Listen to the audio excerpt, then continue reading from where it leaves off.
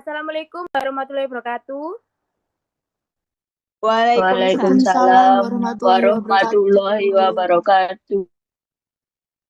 Dalam video kali ini, saya dan rekan saya dari kelompok 4 akan membahas tentang perubahan dalam organisasi, kenapa sering sulit dilakukan, apa saja hambatannya, dan bagaimana supaya perubahan bisa berhasil dan berkelanjutan. Arti perubahan organisasi bukan hanya sekedar mengganti struktur, posisi, atau kebijakan. Lebih dari itu, perubahan juga menyangkut budaya kerja, perilaku, dan mindset dari orang di dalamnya. Itulah sebabnya proses perubahan sering terasa berat karena yang dihadapi bukan hanya sistem, tapi juga manusia dengan kebiasaannya masing-masing. Banyak hal yang merasa takut, takut kehilangan posisi, takut tidak mampu menyesuaikan diri, atau sudah terlanjur nyaman dengan cara lainnya.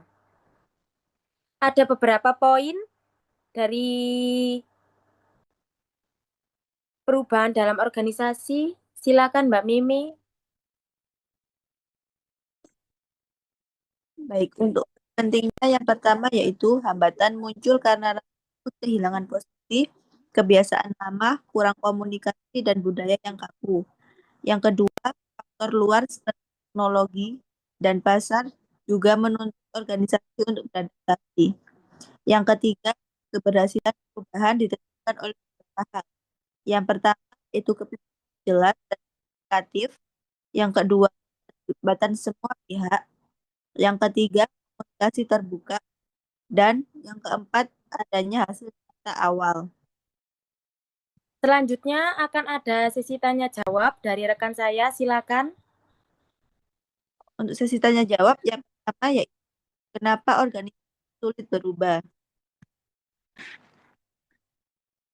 Organisasi sulit berubah dikarenakan adanya resistensi dari dalam, yaitu takut kehilangan, nyaman dengan cara lama, dan pimpinan kurang memberi arah. Selanjutnya, saya memberi pertanyaan untuk rekan saya, yaitu apa hambatan terbesarnya?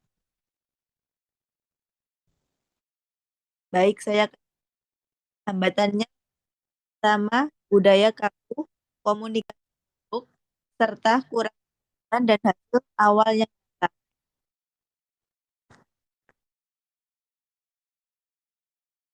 Selanjutnya, bagaimana agar perubahan berhasil? Izin menjawab. Untuk jawabannya yaitu agar perubahan dalam organisasi itu berhasil diperlukan pendekatan strategis dan partisipatif. Berikut adalah langkah-langkah pentingnya, ada 4 poin. Yang pertama ada visi yang jelas dan inspiratif. Jadi pemimpin itu harus memiliki gambaran masa depan yang ingin digapai agar menjadi arah dan motivasi bagi seluruh anggotanya.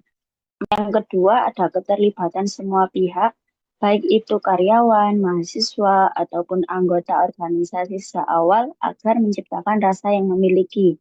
Yang ketiga, ada memulai dari hal yang kecil atau quick wins. Jadi mengimplementasi awal yang sederhana dan juga berdampak cepat untuk membangun kepercayaan tersebut.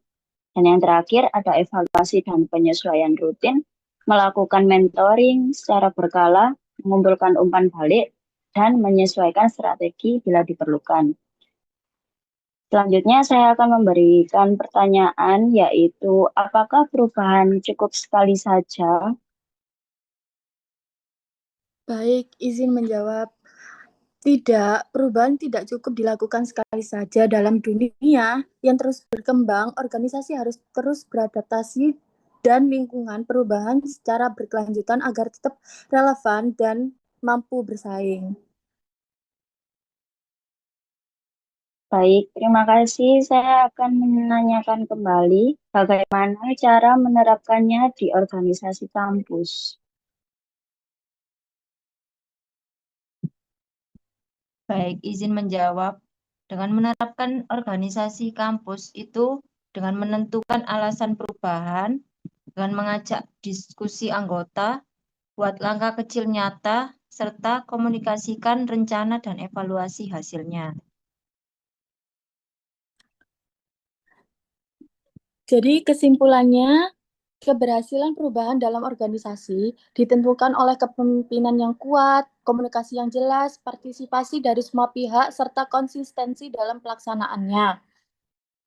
Nah, itulah pandangan luas tentang perubahan organisasi dimulai dari hambatan, faktor keberhasilan, sampai penerapan di lingkungan kampus. Semoga lewat pembahasan ini kita bisa lebih siap menghadapi perubahan baik dalam organisasi maupun dalam kehidupan sehari-hari. Terima kasih sudah menonton dan jangan lupa like, komen, dan subscribe ya. Subscribe. Terima kasih. Wassalamualaikum warahmatullahi wabarakatuh. Waalaikumsalam warahmatullahi wabarakatuh. Waalaikumsalam warahmatullahi wabarakatuh. Baik, dengan persiapan ya, saya Dina Laudensa dari Prodi Bisnis Digital kelas semester 3 kelas B1 Malang. Dan di sini ada pertanyaan apa dampak jika perubahan organisasi gagal dilakukan? Yang pastinya yang pertama yaitu resistensi karyawan ya, yang mungkin kurang cocok dengan atasan atau organisasi yang baru, kepemimpinannya, perangkatnya, artinya menimbulkan resistensi dari karyawan atau bingung ya. Dan juga komunikasi yang kurang jelas mungkin ditimbulkan dari rasa tidak nyaman karena bukan perubahan organisasi tersebut, dan juga kurangnya dukungan dari pimpinan. Baik, sekarang kan lagi yang soal perubahan kita kerja yang gagal diterapkan. Menurut kalian gimana? Sistem kerja yang gagal diterapkan di sini kembali lagi memang dari atasannya atau sistem kerjanya.